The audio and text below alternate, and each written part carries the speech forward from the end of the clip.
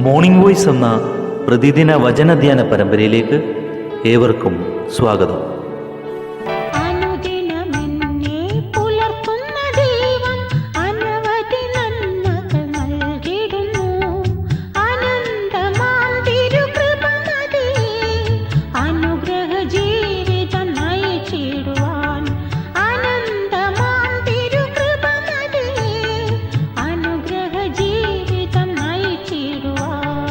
ഇന്ന് നമ്മോട് ധ്യാനചിന്ത പങ്കുവയ്ക്കുന്നത് സുവിശേഷകൻ ഇട്ടി വർഗീസ് കലിശ്ശേരി. പ്രാർത്ഥനയോടെ ശ്രവിച്ചാലും. മോർണിംഗ് വോയ്സിൻ്റെ എല്ലാ ശ്രോതാക്കൾക്കും കർത്താവിൻ്റെ നാമത്തിലുള്ള സ്നേഹവന്ദനം പ്രാരംഭമായിട്ട് അറിയിക്കുന്നു. ശിഷ്യത്വം എന്നുള്ളത് പുത്രത്വത്തിൽ നിന്നും തുലവും വ്യത്യസ്തമാണ് എന്ന് നമുക്കറിയാം. യേശുക്രിസ്തുവിനെ കൈക്കൊണ്ട് അവൻ്റെ നാമത്തിൽ വിശ്വസിക്കുന്ന ഏവർക്കും ദൈവമക്കളാകുവാൻ അധികാരം ലഭിച്ചിരിക്കുന്നു എന്ന് യോഹന്നാൻ സുവിശേഷം 1-ാം അധ്യായം 12-ാമത്തെ വാക്യത്തിൽ നാം വായിക്കുന്നു. പ്രിയമുള്ളവരെ, മക്കൾ എന്ന പദവി വിശ്വാസത്താൽ നമുക്ക് ദാനമായി ലഭിക്കുന്ന ഒന്നാണ്. എന്നാൽ ശിഷ്യത്വത്തെപ്പറ്റി പറഞ്ഞിരിക്കുന്നത് അങ്ങനെയല്ല. നമ്മുടെ കർത്താവ് തന്നെ അരുളി ചെയ്ത വാക്ക് ഞാൻ വായിച്ചു കേൾപ്പിക്കാം. അത് ലൂക്കോസ് തൻ്റെ സുവിശേഷം 14-ാമത്തെ അധ്യായത്തിൻ്റെ 25-ാമത്തെ വാക്യം മുതൽ രേഖപ്പെടുത്തിയിട്ടുണ്ട്. Luke chapter 14 verses 25, 26, 27.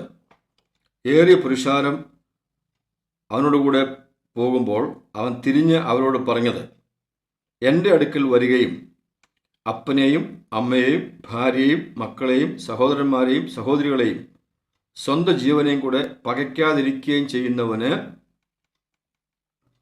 എൻ്റെ ശിഷ്യനായിരിക്കാൻ കഴിയുകയില്ല.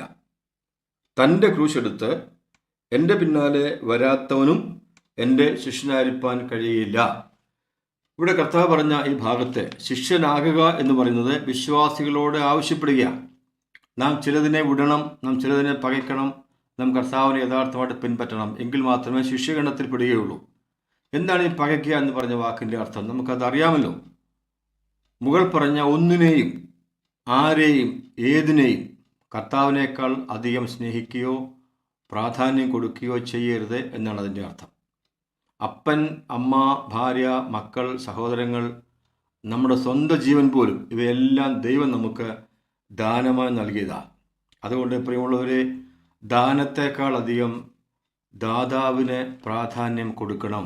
V should give more important to the giver than the gift. അത് വളരെ പ്രധാനപ്പെട്ട ഒരു കാര്യമാണ്. ഇത് ശിഷ്യത്വത്തിൻ്റെ ഒരു പടിയാണ്, അല്ലെങ്കിൽ വേണമെങ്കിൽ ഇങ്ങനെ പറയാം, ഫസ്റ്റ് സ്റ്റെപ്പാണ്. ശിഷ്യത്വത്തിൻ്റെ 1-ാമത്തെ പടിയാണ്. രക്ഷിക്കപ്പെടുവാൻ നാം ഒന്നും അധ്വാനിക്കേണ്ട. എന്നാൽ ശിഷ്യനായി തീരണമെങ്കിൽ നാം നഷ്ടവും കഷ്ടവും സഹിപ്പാനായിട്ട് ബാധ്യതയുണ്ട്. തുടർന്ന് വായിക്കുന്നത്, തൻ്റെ ക്രൂശെടുത്ത് ക്രിസ്തുവിനെ അനുഗമിക്കേണ്ടത്. ക്രിസ്തുവിൻ്റെ അല്ല, നമ്മുടെ തന്നെ ക്രൂശ്. നാം നമ്മുടെ തന്നെ ക്രൂശെടുത്ത് ക്രിസ്തുവിനെ അനുഗമിക്കണം. എന്തേ പറഞ്ഞതിൻ്റെ അർത്ഥം എന്നറിയാമോ? ദൈവത്തിന് നമ്മുടെ ജീവിതത്തിൽ പ്രാധാന്യം കൊടുക്കുകയും മറ്റുള്ളതിന് അധികം പ്രാധാന്യം കൊടുക്കാതിരിക്കുകയും ചെയ്യുമ്പോൾ ഒരു പക്ഷേ ആ കാര്യം നമുക്ക് കഷ്ടതയും വേദനയും ഒറ്റപ്പെടുത്തലും ഒക്കെ അനുഭവമായി വന്നു എന്ന് വരാം.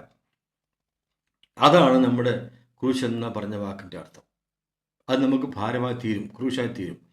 അങ്ങനെ സംഭവിക്കും എന്നറിഞ്ഞിട്ടും മനഃപൂർവ്വമായിട്ട് ദൈവത്തെ സ്നേഹിപ്പാൻ തീരുമാനിക്കുന്നവനാണ് ആ ക്രൂശ് സന്തോഷത്തോടെ സമാധാനത്തോടെ വഹിച്ചുകൊണ്ടും സഹിച്ചുകൊണ്ടും പോകുവാൻ സാധിക്കുന്നത്. നാം വായിക്കുന്നു, കർത്താവ് പറഞ്ഞു, തൻ്റെ പിന്നാലെ വന്ന് വചനം വിശ്വസിച്ചവരോട് പറയുക, യഹൂദന്മാരോട് പറയുക, എൻ്റെ വചനത്തിൽ നിലനിൽക്കുന്നുവെങ്കിൽ നിങ്ങൾ വാസ്തവമായി എൻ്റെ ശിഷ്യന്മാരായി. ജോൺ ചാപ്റ്റർ 8:31, യോഹന്നാൻ 8:31. വിശ്വസിച്ചവരോട് ഈ കാര്യം പറയുന്ന ഓർക്കണം. വിശ്വസിച്ച യഹൂദന്മാരോട്. യഹൂദ പാരമ്പര്യത്തെ നിങ്ങൾ അവഗണിക്കണം. യഹൂദന്മാരുണ്ടാകുന്ന ഉപദ്രവത്തെ നിങ്ങൾ സഹിക്കണം. അങ്ങനെ നിലനിന്നെങ്കിൽ മാത്രമേ സ്വർഗത്തിൽ പോകത്തോളം നല്ല പറഞ്ഞത്, അങ്ങനല്ല പറഞ്ഞത്, ശിഷ്യന്മാരാകത്തുള്ളൂ. പ്രിയമുള്ളവരെ, ശിഷ്യത്വം എന്ന് പറയുന്നത് ഒരു ഉന്നത നിലവാരമുള്ള ക്രിസ്ത്യ ജീവിതത്തിൻ്റെ ചിത്രമാണ്. നാം വായിക്കുന്നു, ഫിലിപ്പ് ലേഖനം അതിൻ്റെ 3-ാമത്തെ അധ്യായത്തിൻ്റെ 4-ാമത്തെ വാക്യം മുതൽ പൗലോസിന് പല കാര്യങ്ങൾ പറയുവാനായിട്ടുണ്ട്.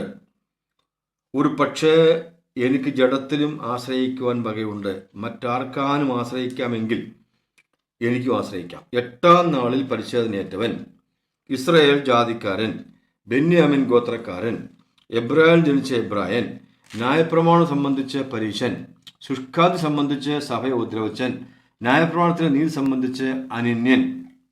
എങ്കിലും എനിക്ക് ലാഭമായിരുന്നൊക്കെ ഞാൻ ക്രിസ്തു നിമിത്തം ഛേദമെന്ന് എണ്ണിയിരിക്കുന്നു. പൗലോസ് തനിക്ക് പ്രതാപത്തോടെ പല കാര്യങ്ങൾ പറയുവാനുണ്ട്, തനിക്ക് പല കാര്യങ്ങൾ പുകഴുവാനുമുണ്ട്.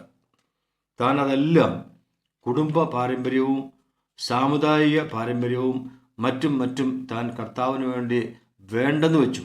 അതിന് 2ാം സ്ഥാനമേ കൊടുത്തുള്ളൂ, ദൈവത്തിന് 1ാം സ്ഥാനം കൊടുത്തു. താൻ അങ്ങനെ ചെയ്തതിൻ്റെ ഫലമായിട്ട് ജീവിതകാലം മുഴുവനും തനിക്ക് വിഷയങ്ങളെല്ലാം ക്രൂശായി ഭവിച്ചുവെന്ന് നമുക്കറിയാവുന്ന വസ്തുതയാണ്.